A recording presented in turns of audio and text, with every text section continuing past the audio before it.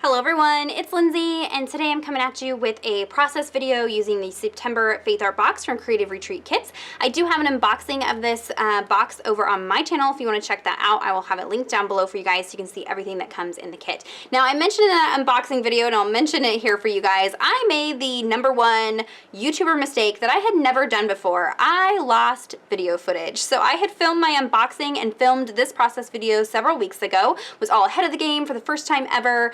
Got on, edited all my photos, and then was going to come back and edit my video footage. And sometime in the matter of those days, my footage got deleted and was not able to be recovered. So I'm having to go back and recreate this project for you guys and film it. So you'll notice that some of my things, like I already have foam adhesive on this sticker because it was already on the project. I had to kind of deconstruct the project, take it apart, and put the stickers back to do the unboxing video that I also lost. But the good thing is I've already done a trial run and I'm not going to make any mistakes on this card, and it's all going to work out for this video, so maybe it was for the better. But today we're going to be creating a MemoryDex card using the September Faith Art box. And if you're not familiar with the MemoryDex system, I did do one of these MemoryDex cards for a previous video for Creative Retreat Kits using last month's card, and also one the month before as well, so you can check out those videos on the Creative Retreat channel. So we will be doing that today, and I like doing these as just kind of a starter for the kit.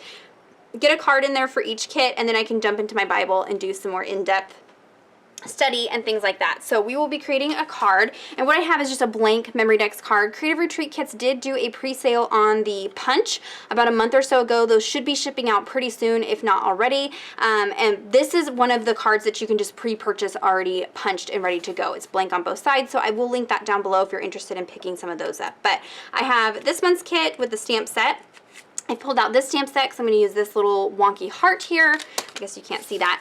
So that will be linked down below if it's still available. Off camera, I went ahead and did a little bit of prep because I knew I was going to be doing a circle piece on the front. So I went ahead and just took some black cardstock and a nested circle die and cut out a circle out of that we're going to do our stamping on. And then I do have a piece of fabric. I was looking through my stash and found this, and it's got a lot of the same colors that are in the kit this month. So I wanted to include this just as a texture element on the card. I love that you can kind of go in with some bulkier pieces. You can do some stitching. You can do some techniques that are a little bit more difficult in your Bible, a little bit more easily on a card like this. So I did want to stitch some fabric onto here as well. And I'm going to show you how to do a pattern stamping and blend some custom colors to get the colors from this kit. So let me go ahead and put you on fast forward, and we'll put together this MemoryDex card.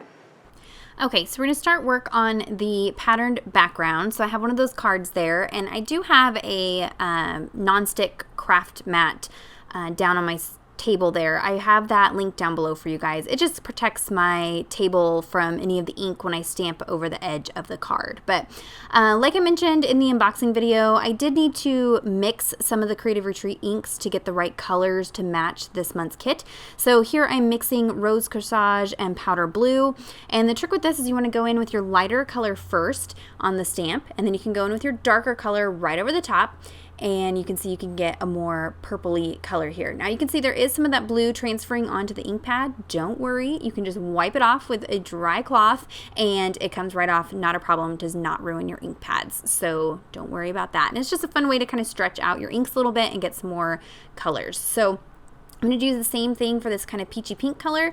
I'm using Cotton Candy and Desert Peach. Now my Desert Peach ink pad is a little bit drier, so even though it's the lighter color, I'm actually going in with it second, just because I found in my testing that my color matching worked a little bit better. So you may want to kind of play around and see which color first and then second gives you the closer color match that you're wanting, if that makes sense. So I'm just inking those up and then just trying to randomly but evenly space out the colors on this card and allowing some of that stamping to hang off of the edge.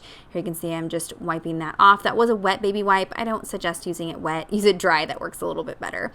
For this last color, I'm using Denim and Mermaid Teal, and then I am doing second generation stamping. So you'll see I'll ink up my stamp it off on my craft mat, and then take it to the card. Those two colors are very, very, very deep colors, and so when you layer them up, it was darker than the color that I was going for. So you just kind of got to play around, explore, and kind of figure out what works for you. And I'm just going to add those little bits of blue in there, and you can see how quickly you get this custom pattern going. So you can very easily create your own pattern papers and things like that. So now I've pulled out a second stamp set and that had this little wonky heart in there. You can just use anything from your stash that has a small little heart in there. And I'm using the licorice ink from Creative Retreats to just fill in some of those other smaller areas and tie in some of the black, because I am going to use a pretty big black circle element on the front of here, and that's going to pull in some of that black.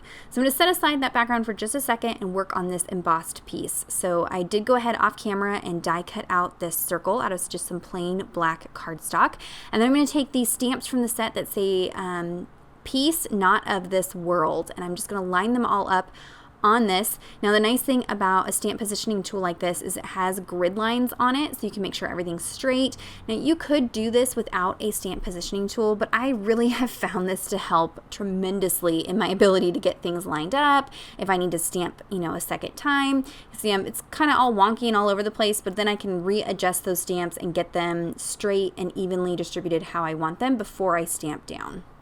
Now I am going to be doing some white heat embossing, so I want to make sure that I prep this piece with tons of my powder tool. So I'm just coating that cardstock with the powder tool because I don't want any of the white powder to stick to anything but the stamped image.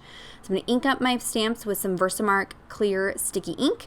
And on black paper, you can actually see where your stamping is, so that's kind of helpful. But I'll go ahead and set that aside and apply some Ranger white embossing powder. I think some fine detail embossing powder may work a little bit better with that of stamp, but this one seemed to do just fine. And actually, my first attempt at this wasn't as clean as this attempt was. So maybe having to do it a second time kind of worked out for me.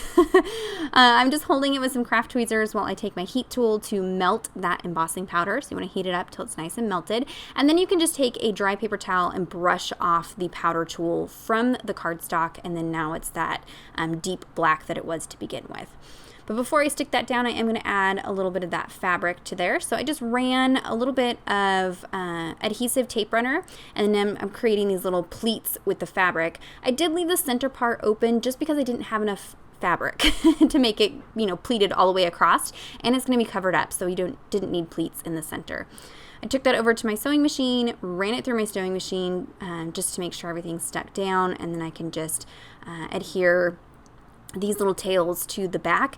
Now I am going to add a second card to the back of this, and that's for a couple of reasons. One is to obviously cover up my stitching on the back side, but also these cards are a little bit on the thin side, and I prefer my MemoryDex cards to be nice and thick and sturdy. That way they're going to hold up to me flipping through the box and taking them in and out and that kind of thing. So I like to double up my cards. Even when I'm just using pattern paper, I double up the cards.